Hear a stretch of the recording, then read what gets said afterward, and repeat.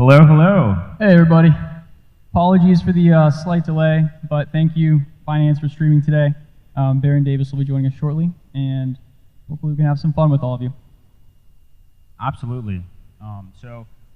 Appreciate, shout out to Binance. Thanks so much for the stream. And let's get started.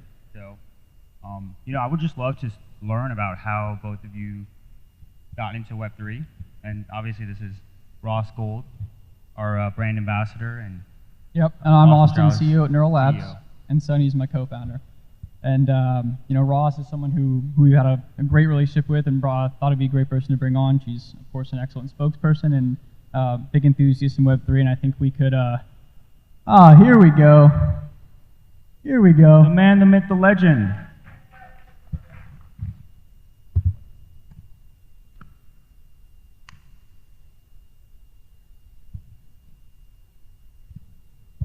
Right on time.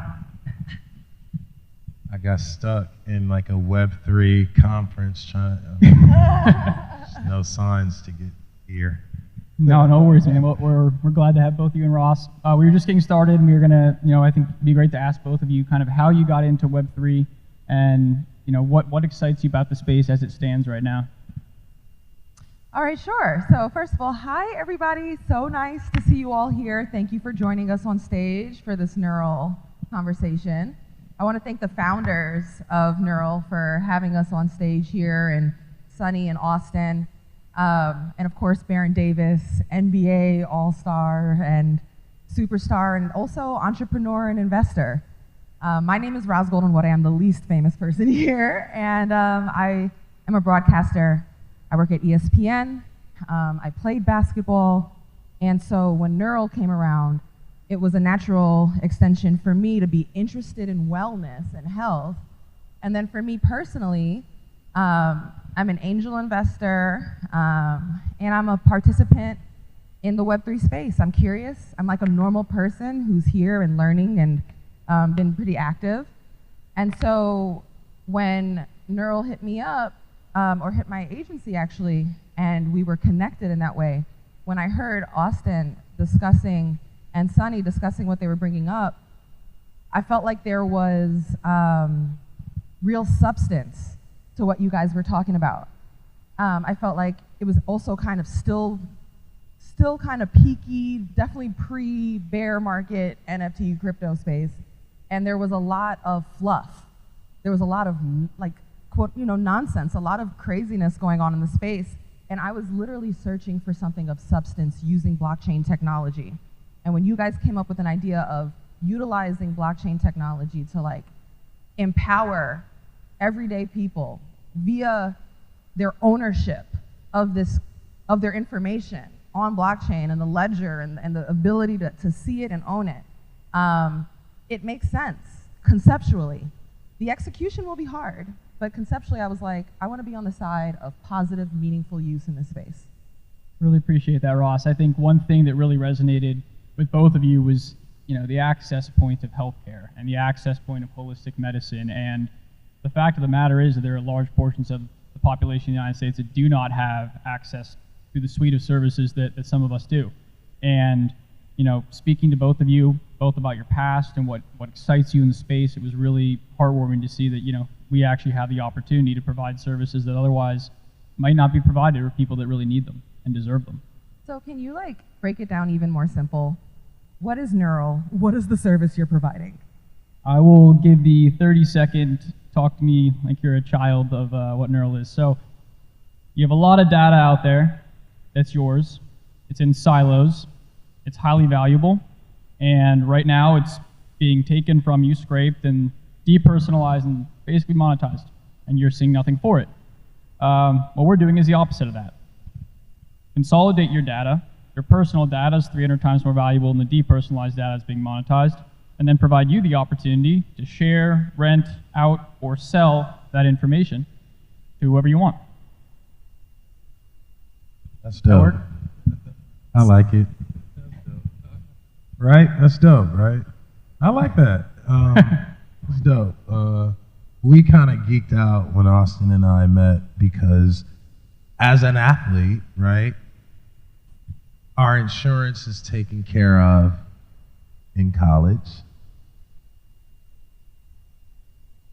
Yeah, kind of. Yeah, right. All right. I'm just making sure. I've been hurt in college, and I was completely rehabbed and taken care of by the best doctors. I don't even remember doing paperwork. I tore my ACL in college. They were gonna have one of the worst doctors work on my knee.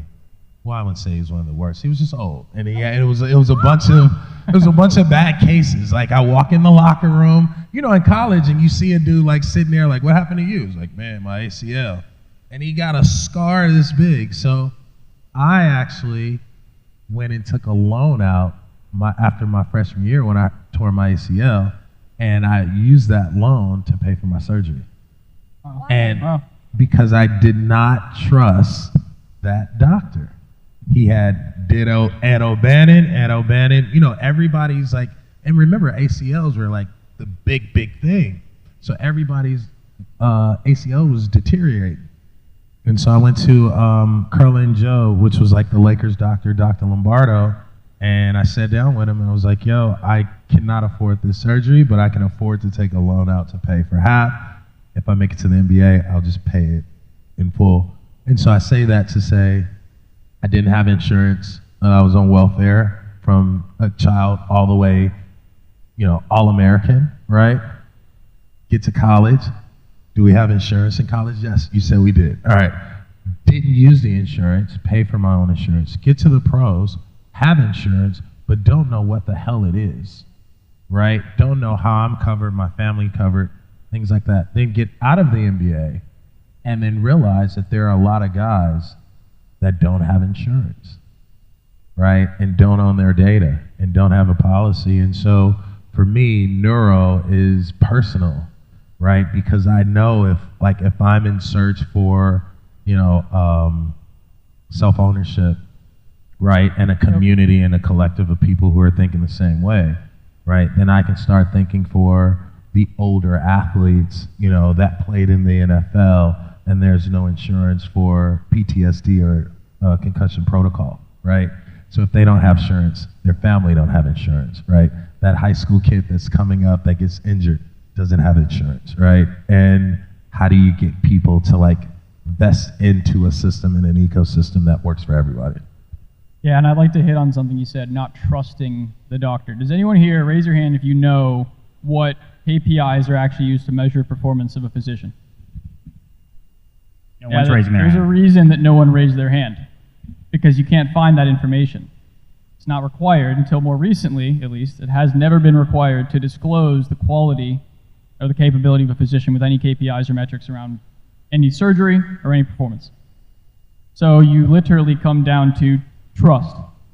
And it would be great if we could provide a platform where, by incentivizing a competitive marketplace, that now providers who are actually starting with, I would imagine, those that have strong KPIs, maybe they start providing that information as a way of attracting new patients. And by the way, I'm going to stop using the word patients. Let's just call people. That's people, right? Humanizing, like, healthcare, which is it's a novel concept, right? Yep. So I feel like I'm watching trends, you know, and I'm seeing more and more, and especially coming out of the pandemic, like everyday people, and also obviously elite athletes, but are interested in being aware of their health or indicators of how they're sleeping or how much they're walking or, you know, wearable devices or different types of apps you can use to help your mental health or all sorts of wellness. And so because I'm seeing that individuals are taking more ownership of the quality of their lives as opposed to just giving it up to whoever said doctor, I could also see that eventually there could be a behavioral change of people understanding the value of owning their own information. And again, when you own something, there's always the ability to monetize it. Because everybody's buying our information, our DNA, you know, 23andMe, all these different companies, you know, they own the info we're giving out there.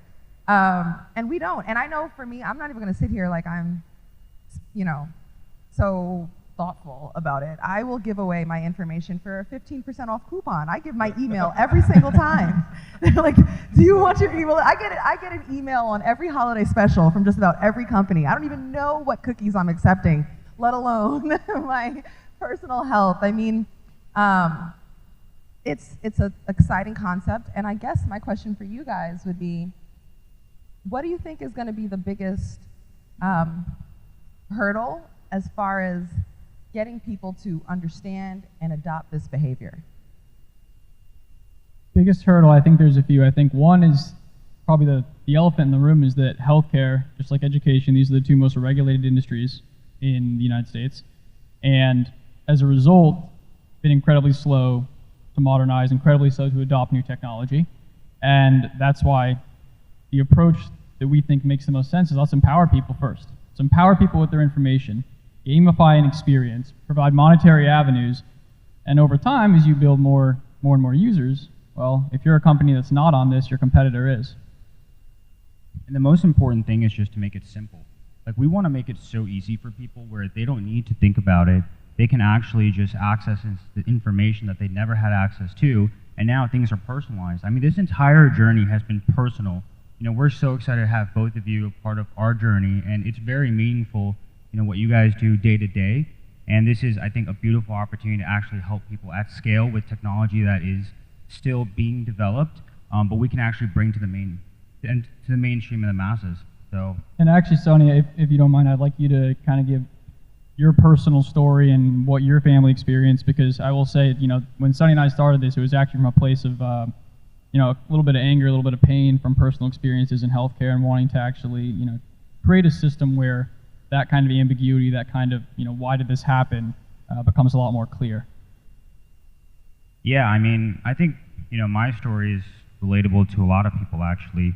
Parents came to this country, barely spoke English, first generation student citizen. I had kind of, my grandma pass away because of, I think, the lack of clarity in the healthcare system. And it was very difficult. You know, I had my first cousin basically translate what medical terms and jargon mean. And, you know, she was pre-med, and that was kind of my early experience in healthcare. It wasn't friendly to my family, and I think that's the case for a lot of people. I was just thinking as you were talking, Sonny. I know from my family, like growing up as a kid, right? You go to the doctor, someone's sick. When my grandfather and my grandmother was sick, there was one person in the family that talked to the doctor.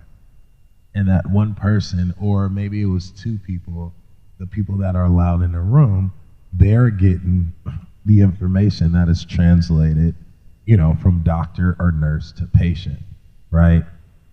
The family decisions, right, for someone's health really relies on that one person.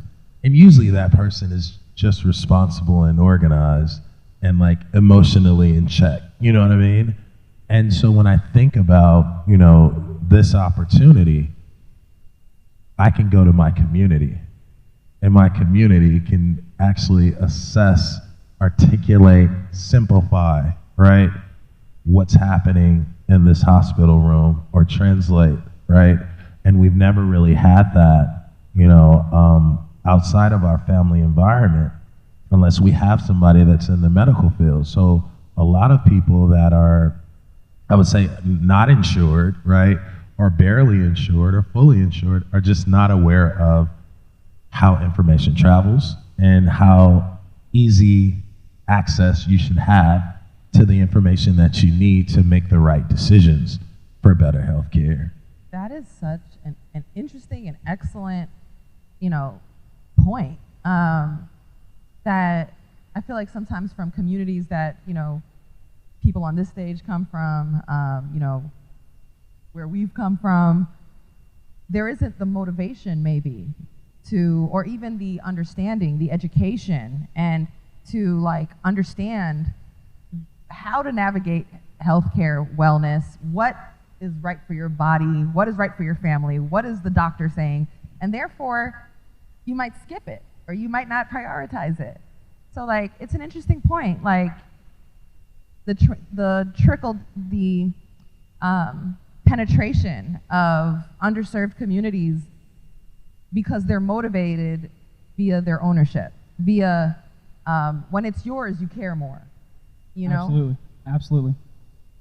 Yeah, we're all vain. We all love ourselves. Like, you know what I mean? That people look in the mirror, like, you have to take care of yourself. So if there were information, right, about everything that I needed, right, or could be provided for me, or I was seeking, you know, it's like, oh, my toe hurt. Like, I'm damn near a hypochondriac. I'm like, I need to see the doctor. Oh, my fingers hurt. I need to see the, but if I had the information, right, I could just do a deep dive on all of the learnings about me. You might see healthier people Yes. because of this. You know, I came from a that is the family, goal. right, you might see people who prioritize wellness. I definitely come from a family where a few members were like, don't see the doctor. Avoid that. Don't go there. Bad things are happening. It's a scary place, right? And it shouldn't be. It shouldn't be. I mean, it should be a symbiotic relationship where you want to prioritize your health and that the system is easy for you to do so. And everything should be personalized. It should be based on your specific data, based on what you want to share and who you want to share it with. And we have this opportunity to actually do it today. And I don't think a lot of people know. I mean, right now we're in a quote-unquote bear market, but I look around and the people who are building today are really going to build the next massive companies to come. And so for me, I'm so excited, yeah, I would love to just learn more about kind of the things you guys see in the space, are passionate about, and just kind of any health and wellness things as well that you guys want to throw out there. Yeah, I would say, this is important because, you're talking about, our lives, our livelihood, and you're talking about, a collective ecosystem of us as human beings learning and growing from each other to kind of better our understanding of how we eat, how we train, how we exercise. A lot of that has been fragmented, even in our sport, right? The dudes who were vegan when I was a rookie, we would make fun of them. You know what I mean? Like, we would throw meat at them, because who knew what a vegan was? You know what I mean? Bad things happen on, funny things. Like, no, that dude's a vegetarian. Somebody threw a piece of meat at him. This is 1999, 2000. I'm sorry, guys. Be mad at me if you want to. It was a different time. It was definitely a different time. It was definitely a different time. But we would make fun, right, of players who were vegan or ate healthy, and it was no, you're a basketball player, you get steak and wine. As a rookie, you're getting coached into man, you gotta get your steak, wine, and then this guy's over here hella fit and 40, and I'm like, dude, why aren't you eating? I don't eat meat. And I was like, what? You don't eat meat? And so we kind of were born in this prehistoric, I call it, or pre-Web3, ecosystem of not understanding what health is, not understanding the evolution of body, of training, of mind, right? And now you look at the NBA, half of the league, right, is vegan, vegetarian, or has a better diet. Guys talk about their diet. Guys are investing money into their bodies, right? And they still don't have all the proper information, right? So when I look at sports and in our space, something like neuro gets you young, right? Because as a young child, now when you go meet with teams and you had knee problems, or you had an ACL, or you had an injury, you can articulate that, and you can better articulate how you feel. So this to me, it's just gonna open up, not just for sports, but just, I'm thinking about all the undocumented, unaccredited young athletes, right? All the little kids who get hurt at AAU, right? And all of this information, right, being fragmented, right? I think this is a great opportunity to pull people, pull information, pull resources, and then give people the opportunity to learn, simplify, and articulate who they want to be or how they want to live their life. What he said, what he said, what he said. I just think when I listen to Baron speak right now, and it's cool, like you're getting this perspective from someone who has professionally thought about his body from all ages and, you know, at all levels of his career. And so, like, the insight is valuable. And so, for all the reasons he just brought up here, is why, even in the face of, this is a really tough time for the Web3 space. You know, there's been a number of tough headlines coming up, crypto crashes, you know, bear market, you know, some of it having nothing really to do with Web3 protocols, more just human greed and Web2 failures. But Yep. I feel like there is actual, in the face of all of that, there is actual meaningfulness and possible usefulness to the technology. The ledger. Blockchain provides a ledger of a storage of information and fact. And I do think there are going to be a number of industries in time that could be significantly impacted and revolutionized with accuracy. And blockchain provides that. And so, like, it could be healthcare, you know, it could be wellness, it could be philanthropy. Where's the money really going to? It could be real estate. Who owns this property? Like, where is it? How is it being moved? I have to pay extra money when I buy a home just to make sure nobody else owns it too, you know, or have any claim to the land. So I think, like, conceptually, that's exciting.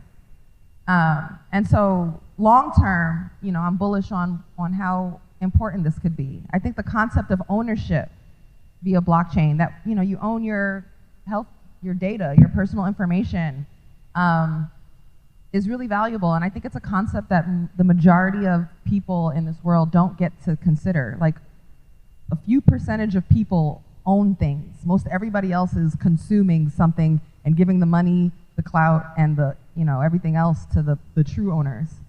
And so, like, this is a technology that empowers people, and I'm hopeful that, you know, we catch up to that through all of the noise and agenda and ups and downs. I think it'll be exciting. And so meeting some builders like you guys, when I heard from you, I literally got off the phone after you kind of shared your deck, and I was like, wow. I was like, I hope it works.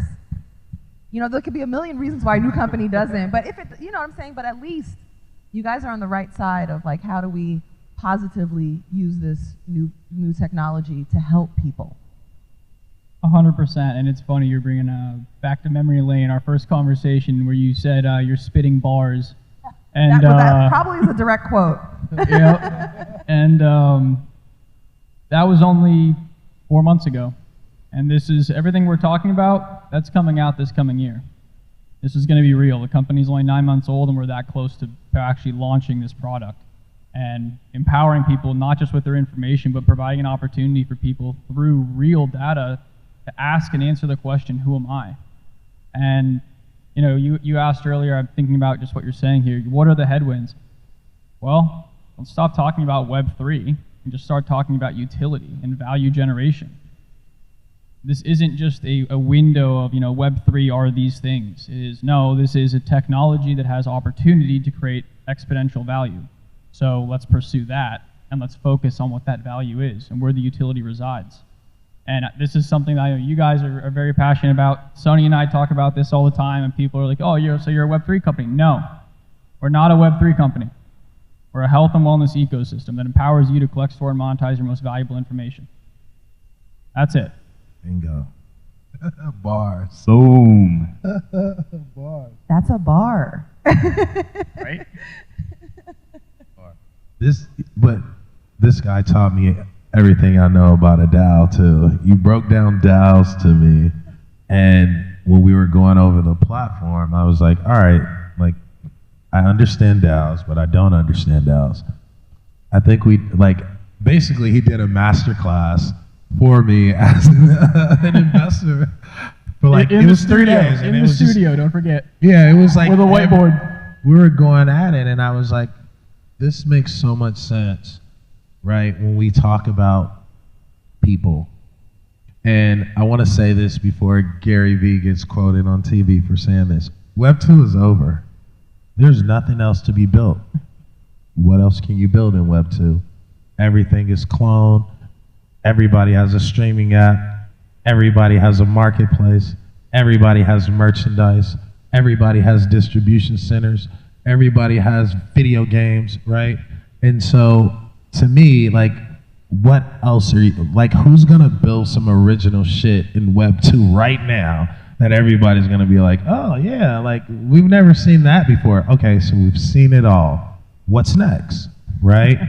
And because you've given up everything, right? Your ownership, your rights, your time, your attention, right? We're all kind of been desensitized and deprogrammed to not care about our data, right?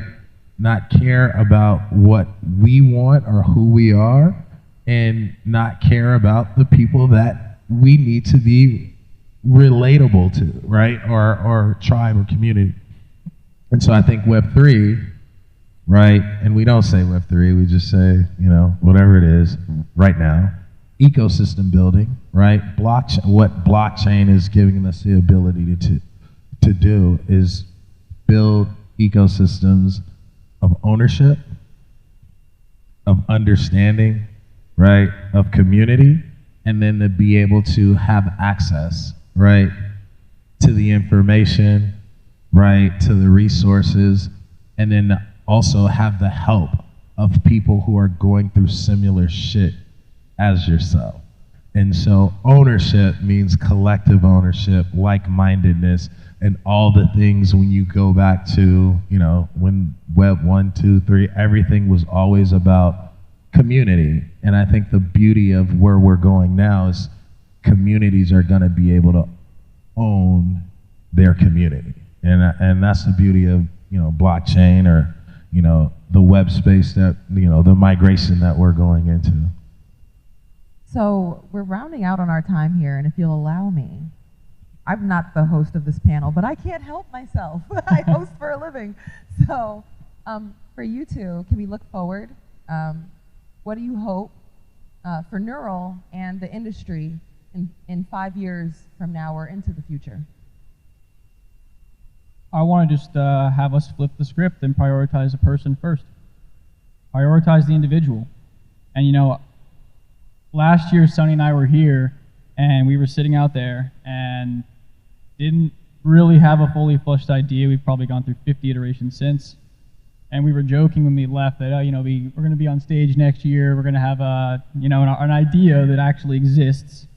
And now we're here, and it's really cool. And I gotta say, it's an honor to have you guys on board. It's an honor to have you guys as supporters, and it's an honor to be here with all of you. And you know, just thank you for the time, and we're gonna keep working as hard as we can to make this happen for all of you guys, and try to do some cool things in the coming months. So stay tuned, follow us on our socials. Please come find us later and talk to us. And just thank you for the time. Thank you for listening, and thank you guys for being with us. Yeah, and one last thing I do have to say, I'm honored as well to have both of you here.